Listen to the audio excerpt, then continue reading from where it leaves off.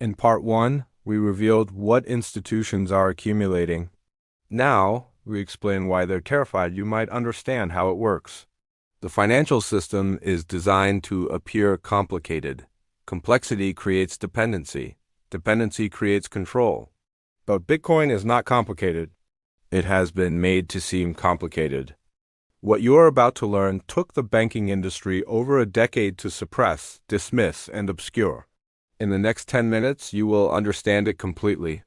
To understand Bitcoin, forget everything you think you know about technology.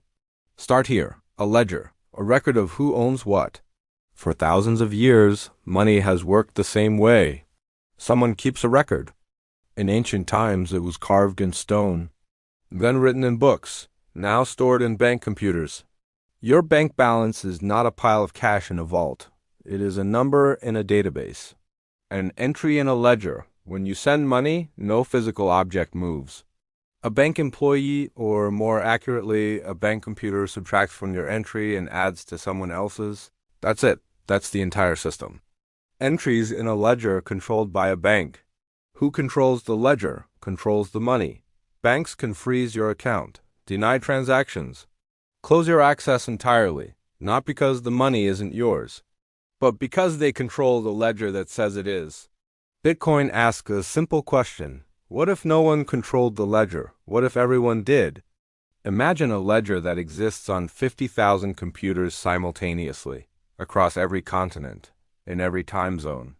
Each computer has an identical copy. Every transaction ever made since 2009. When you send Bitcoin, you are not asking a bank for permission. You are announcing to 50,000 computers, move this amount from my entry to this entry. Every 10 minutes, those computers compare notes. They verify that all copies match. If someone tries to cheat, to change their balance, to spend the same Bitcoin twice, the other 49,999 computers reject it. Consensus, not authority. This is the core innovation. Not digital money. Digital money existed before Bitcoin. The innovation is a ledger that no single entity controls, yet everyone can trust. There is no CEO to corrupt, no server to hack, no headquarters to subpoena. To attack Bitcoin, you would need to simultaneously compromise tens of thousands of computers across dozens of countries. In 16 years, no one has succeeded.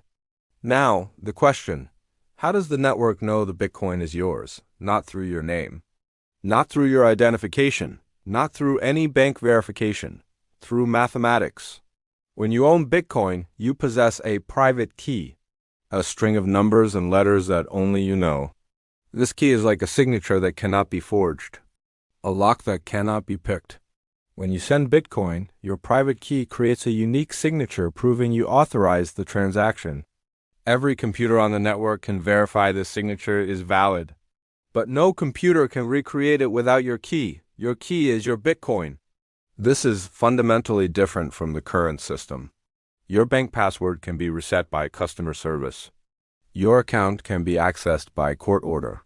Your funds can be frozen by internal policy.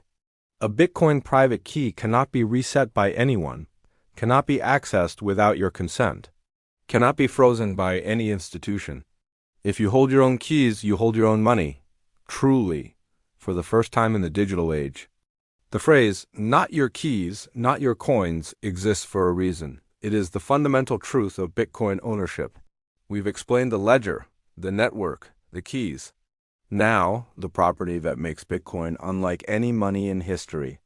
21 million, the maximum Bitcoin that will ever exist. This is not a policy decision, not a promise from a company, not a commitment from a government.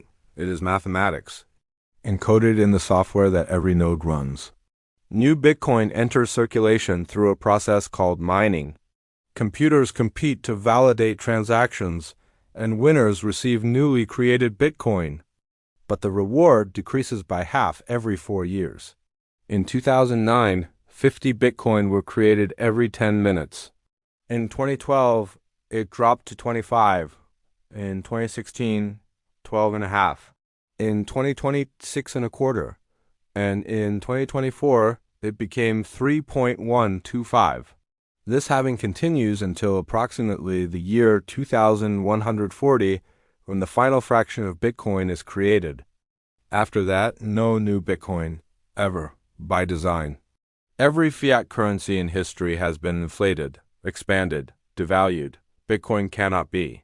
The rules are enforced by code, verified by thousands of independent computers, unchangeable by any authority. It is scarcity that cannot be revoked. Let us summarize what you now understand. 1. Bitcoin is a ledger, a record of who owns what, that exists on tens of thousands of computers simultaneously. 2. No single entity controls this ledger. Changes require consensus across the network. 3. Ownership is proven through private keys, mathematical signatures that cannot be forged or seized. 4. The supply is fixed at 21 million. This cannot be changed by any person, company, or government. Now, consider what this means for institutions built on controlling ledgers, on controlling access, on controlling supply. They cannot print more Bitcoin to fund deficits. They cannot freeze your Bitcoin without your keys. They cannot inflate away your savings through monetary policy. For the first time, individuals can hold an asset with the scarcity of gold, the portability of digital information, and the security of mathematics. No wonder they told you it was a scam. You now understand more about Bitcoin than most financial advisors, not because you're smarter, because you were given information they hoped you'd never seek. Knowledge changes everything.